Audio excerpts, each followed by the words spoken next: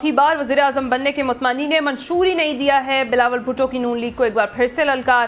कहते हैं कि हुकूमत बनाकर सबको मुआफ़ कर देंगे।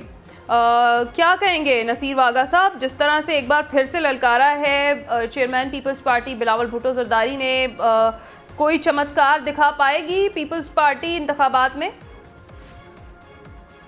मुझे तो लगता है कि ये है ना सिर्फ नारेबाजी है, और इस तरह के नारेबाजी सियासतदान अवाम को सुनाते रहते हैं, एक दूसरे के खिलाफ इस तरह जहर उगलते रहते हैं, ऐसे जैसे मुंह से आग निकाल रहे हों।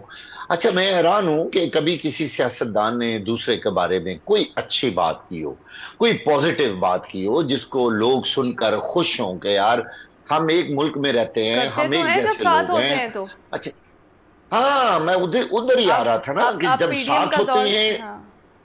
जी, जब कोलिशन गवर्नमेंट होती है तो उस वक्त बहुत सारा कुछ मीठा मीठा लगता है और एक दूसरे की तारीफें होती हैं। कितना ये बात क्लियर है, सारी दुनिया को पता है कि उस वक्त पाकिस्तान पीपल्स पार्टी ने कहा जी कि हमने शहबाज शरीफ को वजीर आजम बनाया। अब यही वो शहबाज शरीफ है, यही वो नून लीग है जिसके साथ बिलावल भुट्टो साहब एक जहाज पे, खसूसी जहाज पे उड़ते रहे।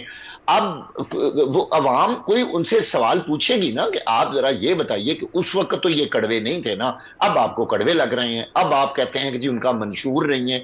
भाई मंशूर तो उनको देना चाहिए, अगर वो मंशूर दे भी देंगे। पिछले भी प्रोग्राम में मैंने अर्ज की थी कि कौन सा मंशूर पे कोई बंदा अमल करेगा, अमल तो उन्होंने ऐसे दे दें, ये तो एक फॉर्मेलिटी है।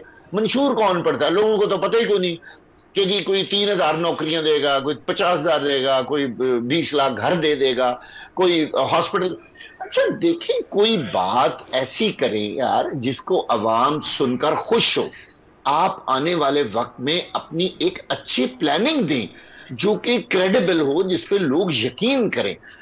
असल इशू तो ये है कि इन इंतखाबात की क्रेडिबिलिटी होनी चाहिए। भाई इंतखाबात तो हो जाएंगे, मानेंगे नहीं तो फिर वही बात, क्यों कि बिलावल भुट्टो साहब अपनी जगह पे जहर उगल रहे हैं।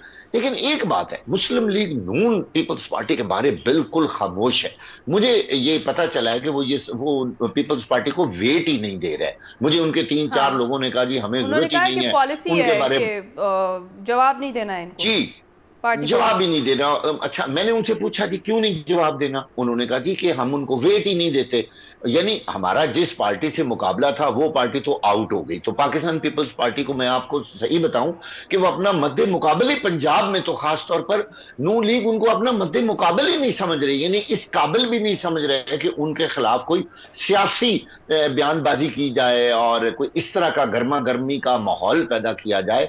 मेरा ख्याल है उन्होंने यही सोचा है कि हमें अपना वक्त जाया करने की क्या जरूरत है इस तरह की बयानबाजी में। हम अपनी इलेक्शन कैंपेन पे तवज्जो दें। अच्छी बात है, मैं तो कहता हूं कि कोई भी किसी के खिलाफ बयानबाजी ना करे, लोगों को अच्छी बातें बताएं, अपना प्लान्स बताएं कि ये हमारी गलतियां हुई थी पहले नून लीग को, और चाहे वो पीटीआई हो चाहे पाकिस्तान पीपल्स पार्टी हो। वैसे तो पहले इनको आके अपनी गलतियां तस्लीम करनी चाहिए कि ये जो हमें 20-20 साल पीछे हुकूमत मिलती रही है, वो उनका मलबा तो एक दूसरे पर डालेंगे, एक दूसरे पे डालेंगे, अपनी कोई गलती तस्लीम नहीं करेगा। और ये नहीं कहेंगे कि जनाब हमने हेल्थ पॉलिसी नहीं दी, हमने लोगों की तालीम के लिए कुछ नहीं किया, हमने बाकी जो हमें अच्छा एक काम लोगों के लिए कोई बेहतर माहौल देना चाहिए था, मुल्क के अंदर अमनो अमान के लिए, कोई लोगों का म्यारे जिंदगी बुलंद करने के लिए, कोई महंगाई कम करने के लिए, लोगों को रिलीफ देने के लिए जो हम काम नहीं कर सके, हाथ जोड़ के अपनी आवाम से कहें कि खुदा का वास्ता है हमें माफ कर दें, एक दफा माफ कर दें, शायद हम दोबारा आपके लिए काम कोई कर सकें। लेकिन मैं आपको एक बात यकीन से कह रहा हूं,